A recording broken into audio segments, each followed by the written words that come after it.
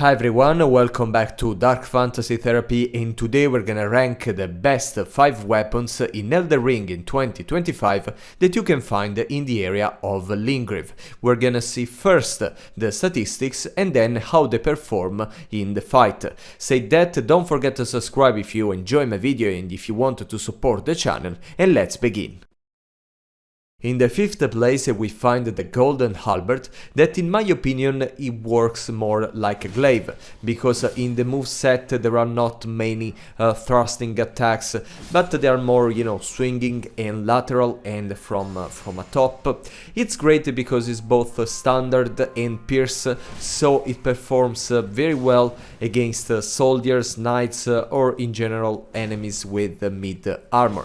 The weight, it's very heavy, and you will need to level up your endurance before being able to wield it. And then the other problem is the strength requirement. You can get a little of faith of 12 if you choose the right class, but the strength of 30, you will take a while to take it. Of course depending on the class, but yeah, you have to level up a little, because you have to consider that this weapon you will find it very early in the game, just when you get access to Limgrave.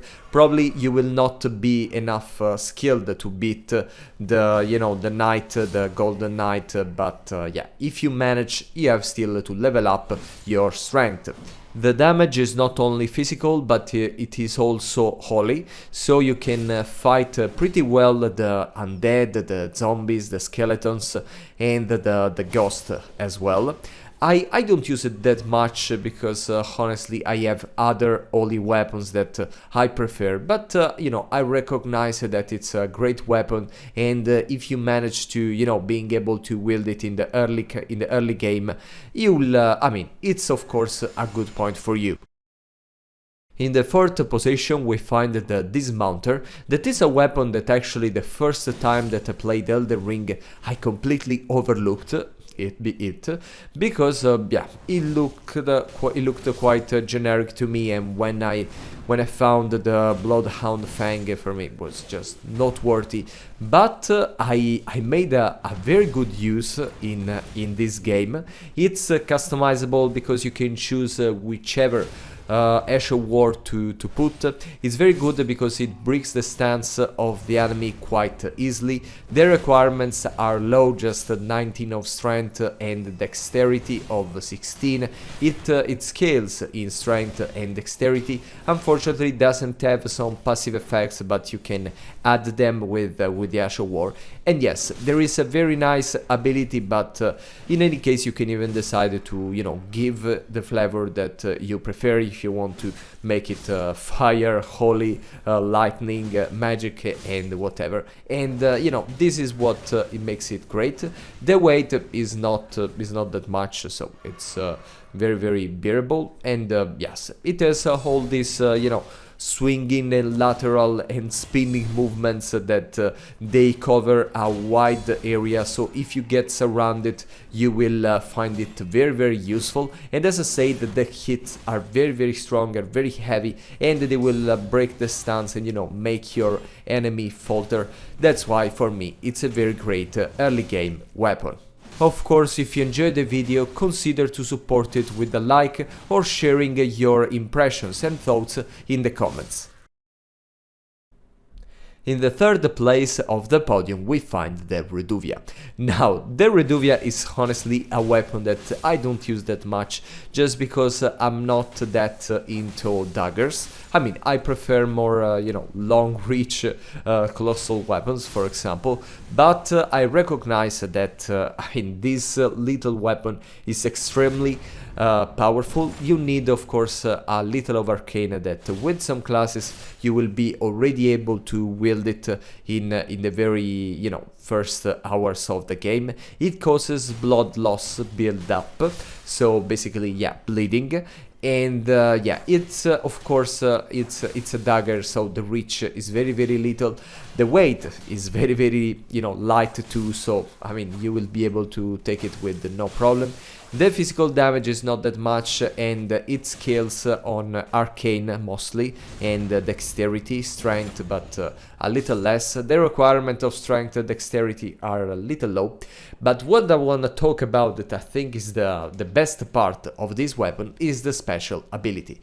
Basically, you can kind of fire these magical and bleeding projectiles that are so powerful. I mean, even with I mean, you can see that I have it with no level. Okay, it's just the very basic weapon.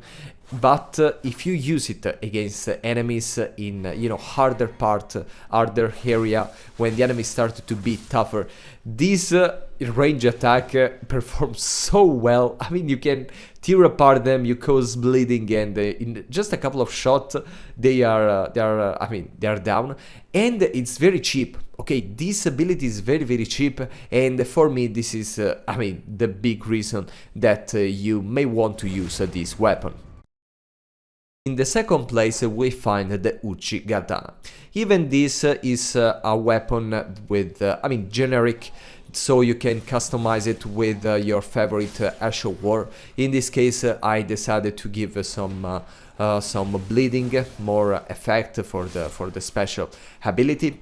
The requirements are very low, just 15 of dexterity and 11 of strength. The scaling is by default strength and dexterity, but of course when you customize it with an Ash of War, then it may scale with other attribute. The weight is very mid.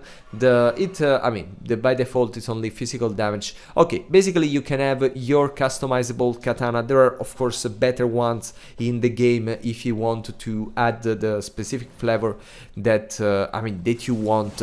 But in case you want just a katana that you can turn into your most personalized weapon, this is the best. Okay, I don't like it because it's very generic and I use it very little.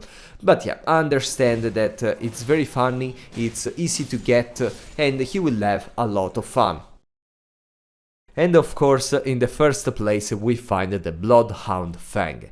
That is a weapon that for me it's a shame that you can get it so early in the game, because in this way you will ignore a lot of other weapons, because this weapon is definitely OP.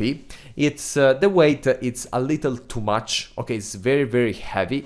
It scales with the strength and dexterity at C. The strength is 18, the dexterity it's 17, so it's quite easy to wield, and it causes blood loss build up. And yeah, you will feel it. Okay, because when you will slash it with the lateral attack, you will actually listen to the blood of your enemy to go down and leave the body. The special ability is one of the most insane abilities of this game. You will basically doing a hit while dodging backwards, and then you will kind of teleport in front of the enemy, and you can deal an additional attack. And in this way, just a couple of that, you can break the stance of the enemy, and this is great. Just for me, it's crazy. It consumes a little of FP, the special ability, but who cares? Unfortunately, it's not customizable like the Uchi Katana, but it's perfect in this way. My only problem is that when I started to level up Fate 2, I felt that was losing points compared to the other slash Curve the Great Sword that were scaling even with Fate. But yeah, the special ability, when I want to play easily, when I want to be in comfort because the enemy may be too strong, it's my only way. I use it against duelist, other invaders and so on, because it's great. Thank you for following me, and see you very soon.